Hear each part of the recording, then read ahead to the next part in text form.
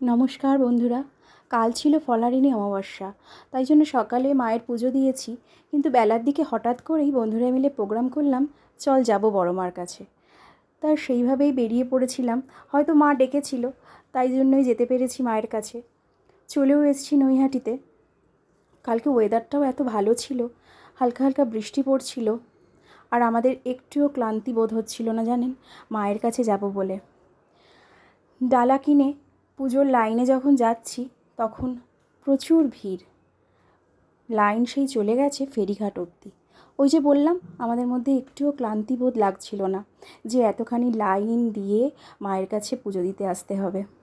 আমাদের মধ্যে সবার মধ্যে একটা কাজ করছিল যে মায়ের কাছে যখন এসছি, মায়ের নাম করে আমরা ঠিক মায়ের মন্দিরে ঢুকে যেতে পারবো। তো সেই জন্যই চলে গেছিলাম একদম লাইনের শেষে। তো লাইন যেখানে শেষ, আমরা দাঁড়ানোর পরে তার পেছনে অনেক লাইনের লোকজন হয়ে গেছিলো। যাই হোক, চলে এসেছি মায়ের মন্দিরের কাছাকাছি। দীর্ঘ প্রতীক্ষার অবসান। মা সামনে, মাকে প্রণাম করলাম। কাল ছিল অমাবস্যা, সেই জন্যেই হয়তো ভেতরে যজ্ঞ হবে বলে তার প্রস্তুতি চলছিল। মন্দিরে খুব একটা তো এখন দাঁড়াতে দেয় না, তাড়াতাড়ি করে পুজো দিয়ে বের করে দিল। তারপরে সোজা চলে গেছিলাম গঙ্গার ঘাটে। ফেরিঘাটে এসে দেখলাম সূর্য যখন অস্ত যাবে যাবে হচ্ছে, কি ভালো লাগছিল দেখতে।